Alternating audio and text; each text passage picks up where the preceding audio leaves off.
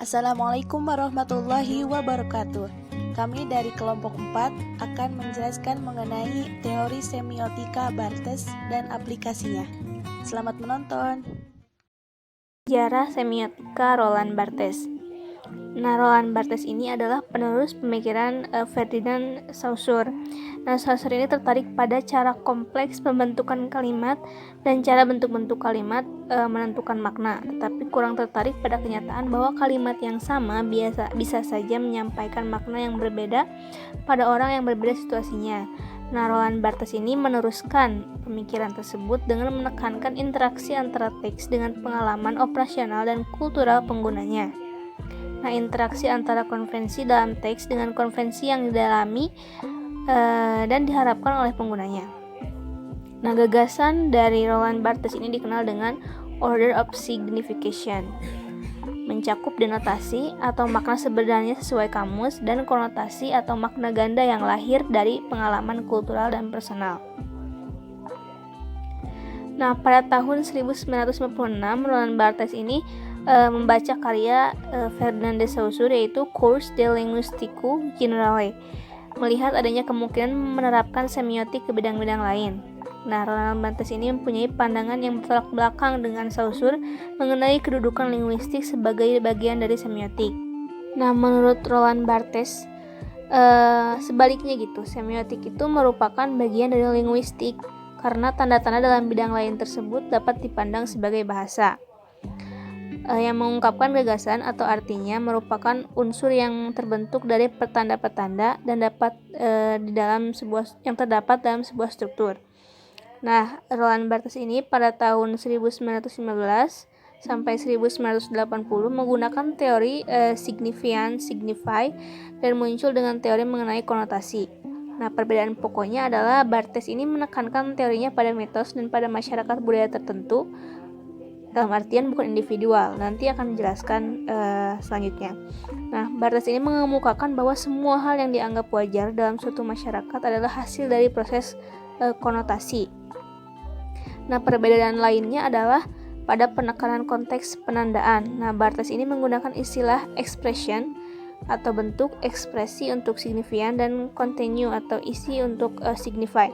Secara teoritis, bahasa sebagai sistem memang statis. Misalnya meja hijau memang berarti meja yang berwarna hijau. Ini disebutnya sebagai bahasa first order. Namun bahasa sebagai second order mengizinkan kata meja hijau menggemban makna persidangan. Lapis kedua ini disebut konotasi. Konsep semiotika Roland Barthes.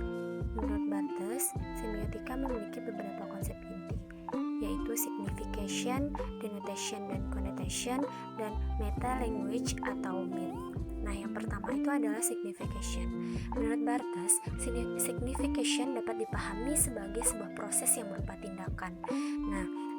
Berupa tindakan yang mengikat signifier dan signified dan yang menghasilkan sebuah tanda. Dalam proses tersebut, dua bagian dari sebuah tanda tergantung satu sama lain, dalam arti bahwa signified diungkapkan melalui signifier dan signifier diungkapkan dengan signified. Misalnya ini kata kucing. Kata kucing ini ketika kita mengintegrasikan signifier kucing dengan signified, hewan berkaki 4 yang mengeong, maka bahasa tanda kucing pun muncul. Di sini dapat kita simpulkan bahwa ketika kita mengintegrasikan antara penanda dan yang menjadi tanda, contohnya itu kucingnya itu kita integrasikan dengan hewan yang berkaki 4 yang mengeong, maka ketika kita berkata hewan berkaki 4 yang mengeong itu, berarti kita langsung berpikiran, oh ini kucing, karena tidak mungkin hewan yang berkaki 4 yang mengeong itu adalah seekor anjing, begitu. Kemudian sama juga halnya dengan kijang dan hewan yang larinya kencang. Ketika kita membayangkan gambar kijang itu, gambar hewan kijang ya, gambar hewan kijang itu adalah dia dijuluki dengan hewan yang berkaki 4, hewan yang larinya kencang, maka kita sudah memiliki kesimpulan bahwa kijang kijang. Hewan kijang adalah hewan yang memiliki kecepatan berlari yang kencang. Kemudian yang kedua denotation dan connotation. Nah, sebagaimana kita ketahui, mungkin kita sudah tahu ya apa itu denotation dan connotation. Denotation adalah arti penunjukan dalam artian arti yang sebenarnya gitu. Kemudian makna tambahan dalam artian makna yang lebih luas daripada makna yang sebenarnya gitu. Maksudnya makna dari arti penunjukan begitu. Contohnya ketika kita mendengar kata-kata tangan panjang, jika kita maknai dengan secara denotation, maka maknanya adalah dengan tangan yang berukuran panjang.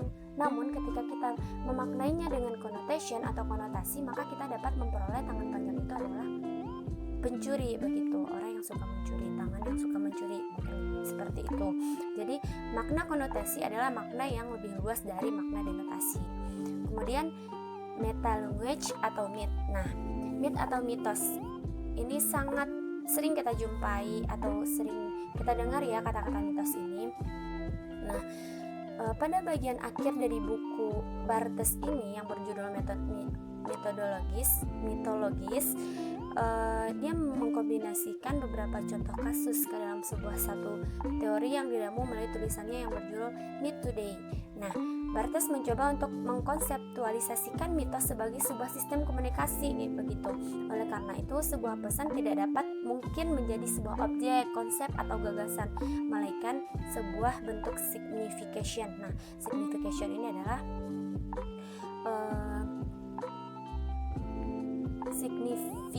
signifikan berarti keteraturan begitu. Jadi kita tuh mengaitkan sesuatu dengan yang lainnya. Kemudian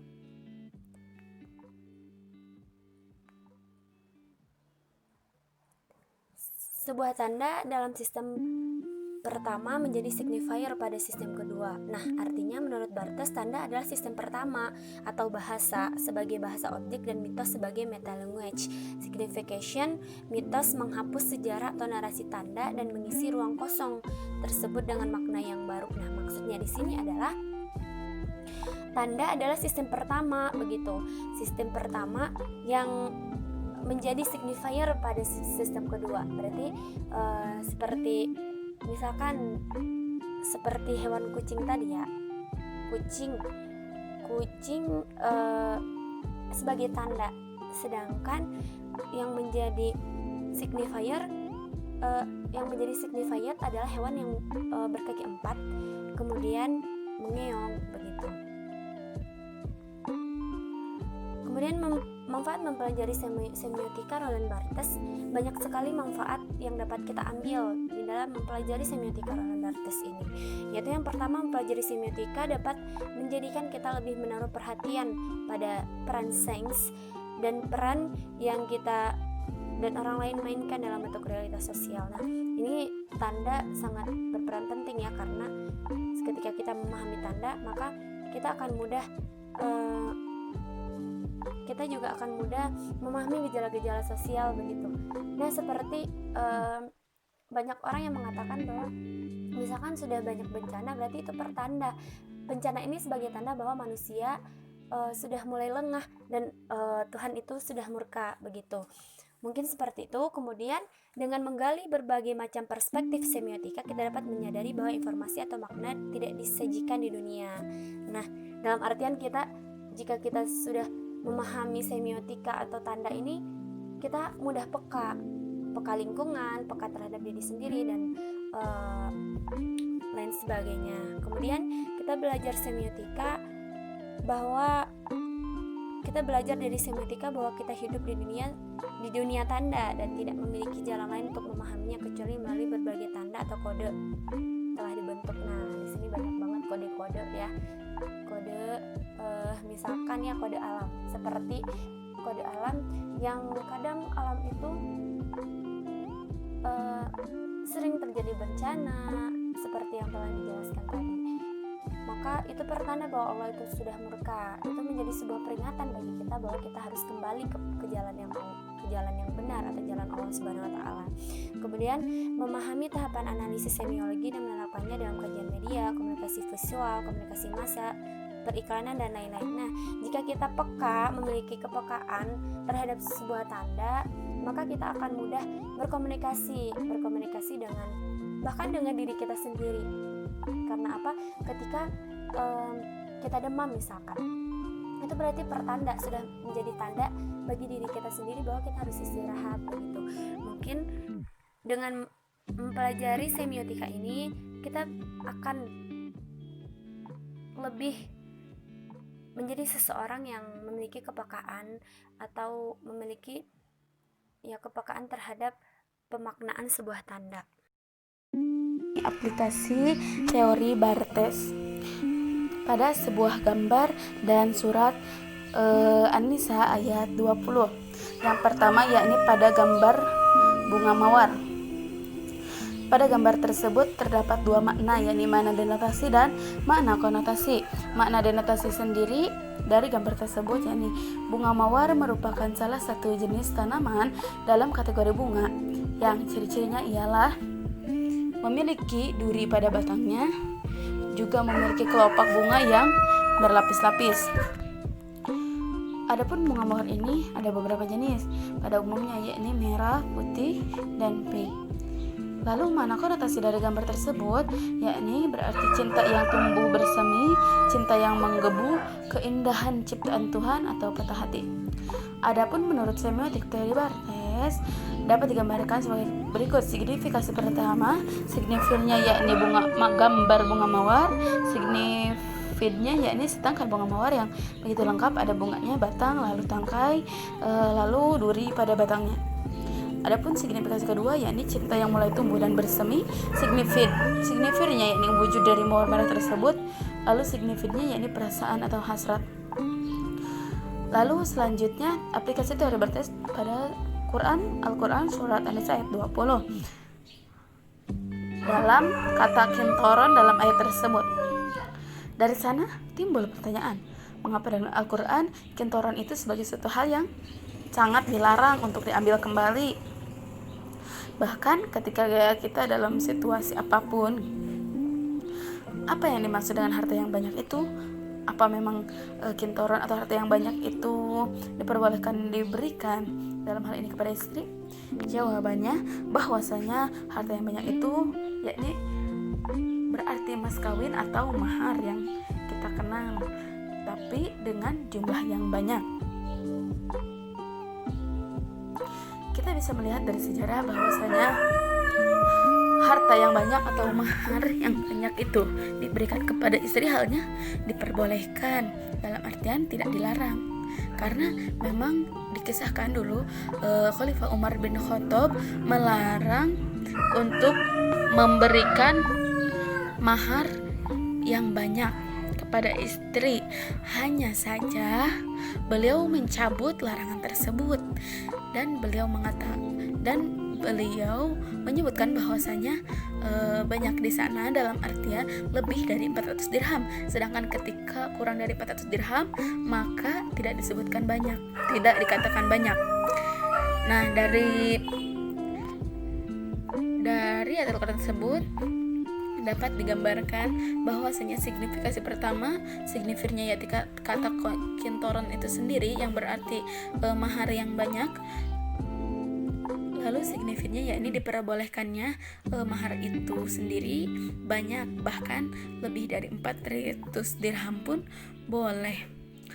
Yang signifikasi kedua yakni signifinnya semua signifikasi pertama, lalu signifinnya yakni mas kawin itu harus disederhanakan. Seperti itu.